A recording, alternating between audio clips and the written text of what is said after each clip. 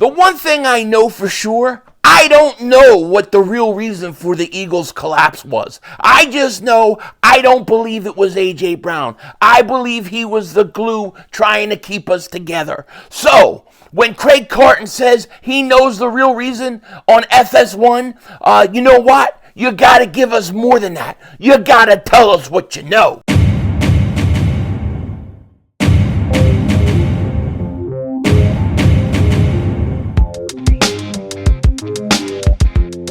Dallas still stinks. Yo, by the way, kick Dingbat here. Hope everybody's having a great day. Hope you guys are doing well. We're hanging in there. You know, we're all wondering what the hell happened with the Eagles last year and the epic historic collapse. And I feel like we have talked about this a million times already. But as of right now, we don't really know what the hell happened. We don't know why the Eagles collapsed. Was it, team not getting along? Was it the coaches? Was Mark Holmes sacrificing so many chickens that it just broke the Eagles? I mean, what the hell was it? We want to know. And apparently, FS1's Craig Carton knows exactly what it is. And he didn't have no problem going on TV and telling people this. Now, let me thank everybody who sent this to me in a DM, texted this to me, and told me they would like to hear my opinion on this. Well, here's what he said, right? Here's what Eagles Nation wrote. Shout out to Eagles Nation. They're awesome. FS1's Craig Carton says he knows, quote, the real reason for the pound, not hashtag Eagles collapse last season. He, quote, said, it is a problem that would splinter any group of men. I'm thinking Mark Holmes sacrificing chickens. Any group of men. It is a real significant problem, and it cannot be fixed. I will tell you that. I'm not going to say anything more than that. Quote, it will be very interesting to see if a high-profile player will be with them next season. Now, here is what the implication is when you look at what most Eagle fans, what most people are going to think. Even look at this, the tweet here. Look who's on the picture to the right. It's number 11, A.J. Brown. Everybody is going to blame A.J. Brown. Everybody is going to say A.J. Brown's the problem. It's him. Will he get traded?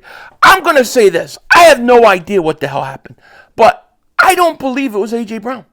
I honestly don't think A.J. Brown was the problem. I think A.J. Brown gets a bad rap because A.J. Brown plays the wide receiver position. And most people assume that the wide receiver positions are full of a bunch of babies. That's what they think. They're a bunch of babies and prima donnas. We think back as Eagle fans to when Terrell Owens had his problem with the Eagles and he was doing sit-ups in the driveway. Listen, that was a problem. I have to say this right off the bat. I don't believe it's A.J. Brown he's talking about. But nobody knows. I don't understand how you go out on TV and say, you know what the problem is, but you can't talk about it. At this point, you got to talk about it. You can say, well, they had a problem with a specific player or a specific player splintered the locker room or, you can give us enough information. But we get nothing. So, first of all, is this guy full of garbage? Is he full of garbage? That's what I want to know. Because to me, when you watch the video of it, which I'm afraid to post here, but when you watch the video of it, I don't know if he's telling the truth or not. Who knows? Apparently, it's like some well-known secret amongst media people what happened to the Eagles this offseason, but nobody's talking about it. I don't know if I buy it, right? But I had to talk about this. A lot of people wanted me to respond to this.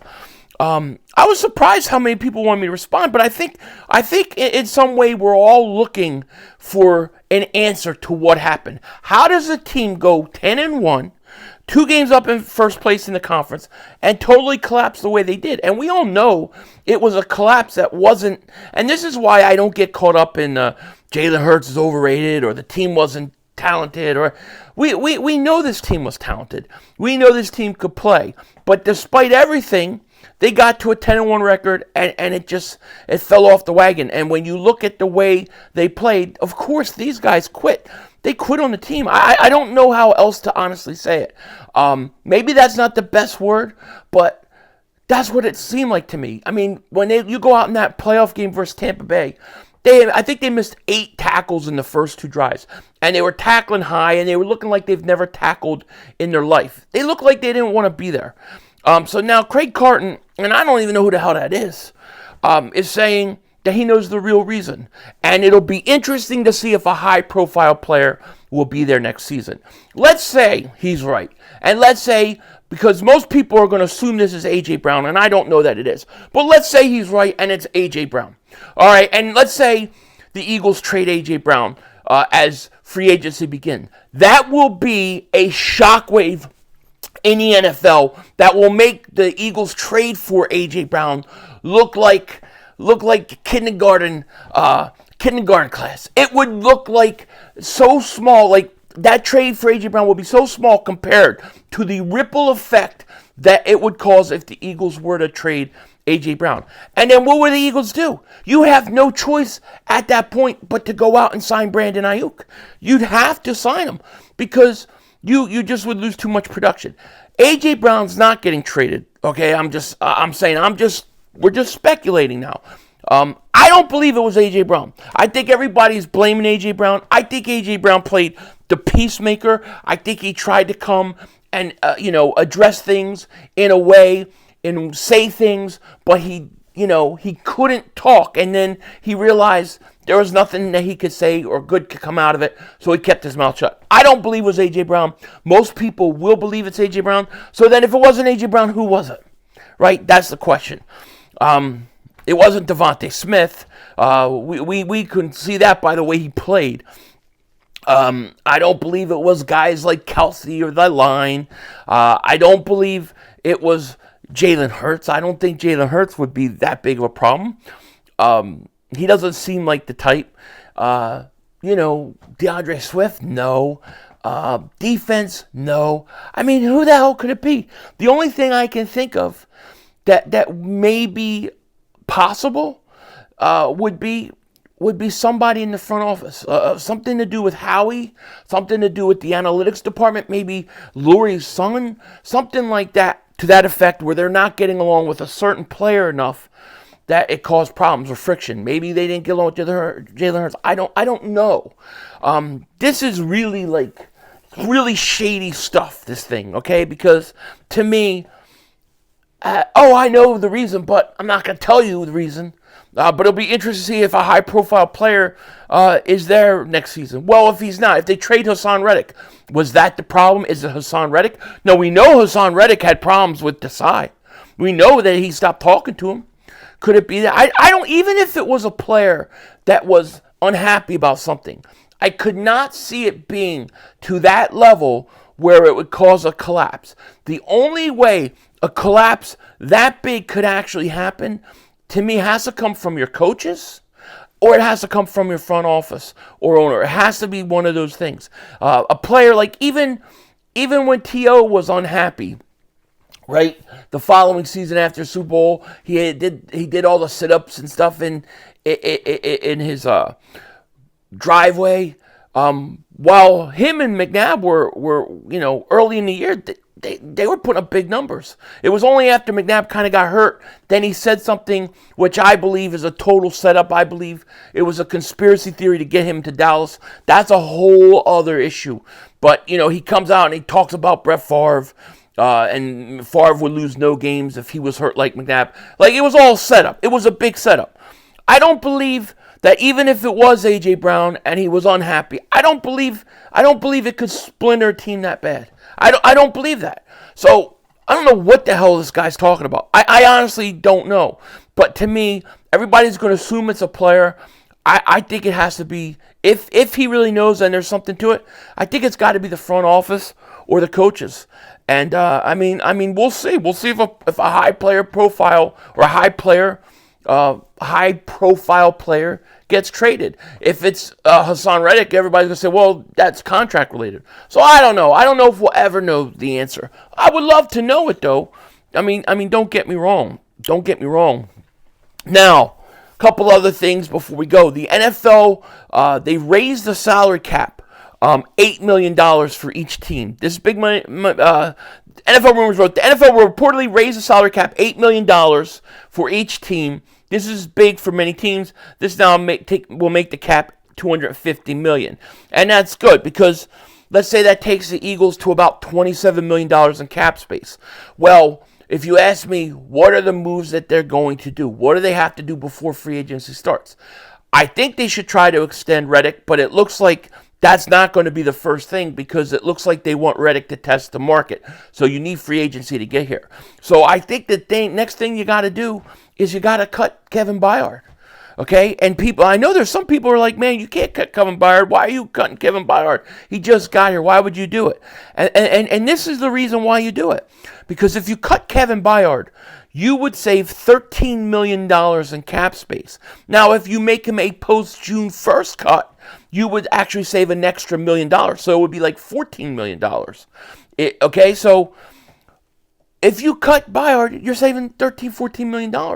I think you have to do it. Now, if you want to keep Kevin Byard, that could be an option. You would have to restructure him. A restructure would probably save the Eagles around $9 to $9.5 million. So you would still get almost $10 million in cap saving just by restructuring Kevin Byard. I'm completely open to that, okay? 100%. But he has to either get cut or he has to be restructured. This is going to have to be, in my opinion, the first move the Eagles make. That'll take you, with the extra $8 million in cap space, take you what? You're at 27. So all of a sudden you're going to be around $37 to $40 million in cap space. Now you find a way to give Reddick an extension. There's $11 million. The Eagles easily can get to over $50 million in cap space. This will allow you to get one big signing and then a couple middle-of-the-road signings that could be huge for this team. So when people ask me, what's the next move the Eagles make? I think the Eagles gotta let Byard go. They gotta let him know, announce he's going, so that you can save that extra money. I think you have to cut him, and that's what I think they will do. I think they'll cut him or they'll restructure him. Okay. Now you're still going to need a safety. Yes, I agree, and you can get one in free agency who's going to be much cheaper. And it would be nice, really, if the Eagles would spend maybe, one of their first 3 picks on a safety at some point. They don't like to do it, but we're in need of a safety. Really, the only guy is Reed Blankenship left, because I think there's about an 85 to 90% chance that Kevin Byard is gone. So when you say to me or ask me what I think the next move is, the announcement that the Eagles are going to cut Kevin Byard or let him go or restructure his deal, they're going to free up cap space with him. They have to. And as far as, this bullcrap about Craig Carton knowing why or what the real reason is, I'm not gonna say he doesn't know. I'm not saying he doesn't know, but I'm saying don't go on TV and say you know, but you can't say anything. You're on TV. You got to give us more than that. You just got to give us more than that, in my opinion. And so now we're going to all be looking to see what happens with a guy like A.J. Brown, who I think is the scapegoat in all this. I think he's unfairly blamed in all this, and that's just my opinion. I don't blame A.J. Brown 1 second or 1 inch, because I think he was trying to keep things together, not tear things apart. But that's just my opinion. Let me know what you think in the comment section. With that said, take care. Talk to you later. Of course, don't be a dingbat. Remember, it's how we vision, baby. We're all just living in it.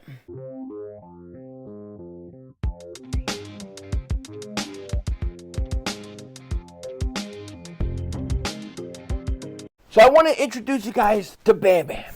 Now, Bam Bam could be adopted in the next day or 2. We got family coming to check him out. Now, he's very outgoing, and he doesn't like to sit still long unless he's really tired, then he cuddles. But he loves other animals. So I'm telling anybody who wants him, if you have a dog or other pets, it's a good thing, because he's just not the kind of cat that could be alone by himself. He would be too depressed. He needs people. He needs other animals to play.